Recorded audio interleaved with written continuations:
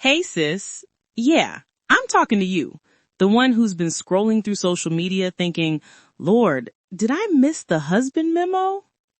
Listen, I get it. Every other post is somebody's engagement shoot in the woods, somebody's gender reveal at a rooftop brunch. And there you are, reheating last night's leftovers, talking to Jesus like, so what's up, God? But let me tell you something real. Your singleness is not a punishment. It's protection. It's preparation. It's purpose. Now, I know what you're thinking.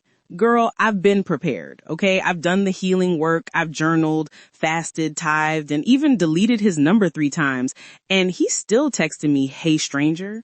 Sis, sometimes God keeps you single, not because you're unready, but because the assignment on your life requires your undivided attention. See, the wrong relationship can drain energy that's meant to fund your destiny. You can't build the business, write the book, or lead the ministry God called you to if you're constantly recovering from somebody who doesn't even pray. Let's be real. There were some people we wanted God to bless, and he said no.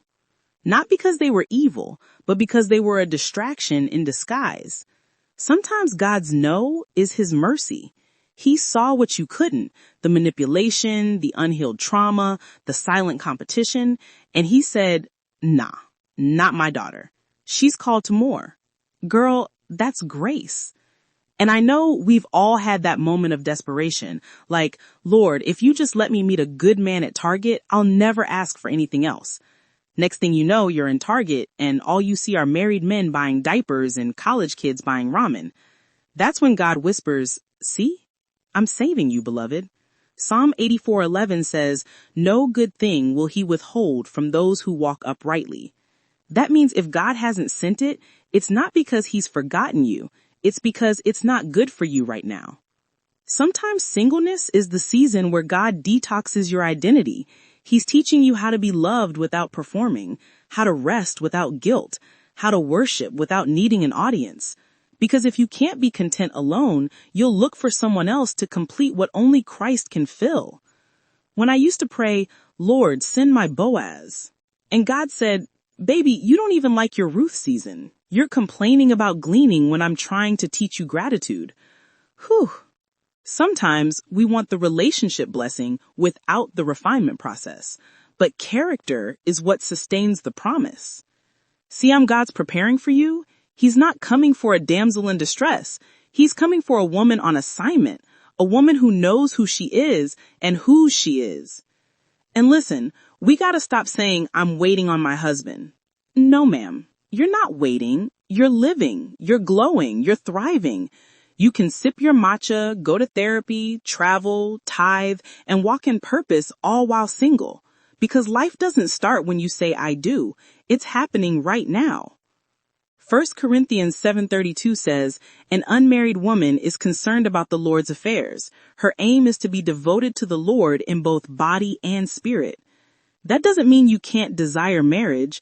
It just means right now your focus is sacred. You're free to grow, serve, and pour into what God has placed in your hands without distraction. Some of us need to forgive God for the relationships he didn't let work out, because you thought losing that person meant losing your future. But really, it was the moment your future got protected. You didn't miss out. You leveled up. You didn't get rejected. You got redirected. You didn't get left behind. You got set apart. So don't waste this season trying to prove your worth through relationship status. Use this time to fall in love with you. Learn what peace feels like without validation. Learn what joy feels like without validation. Learn how to pray without panic. Because when you love your single season, you won't settle when the next season comes. Sis, God didn't forget you. He's just building something so solid that no storm, no heartbreak, no distraction can tear it down. You're not behind. You're being built. You're not overlooked. You're being hidden for the right time. And when that man shows up, he's not going to find a woman desperate to be chosen. He's going to find a woman already walking in purpose, already radiant, already whole, because she let God write her love story from a place of peace, not panic. So the next time somebody asks, why are you still single? Just smile and say, because God's still showing off his best work. Amen.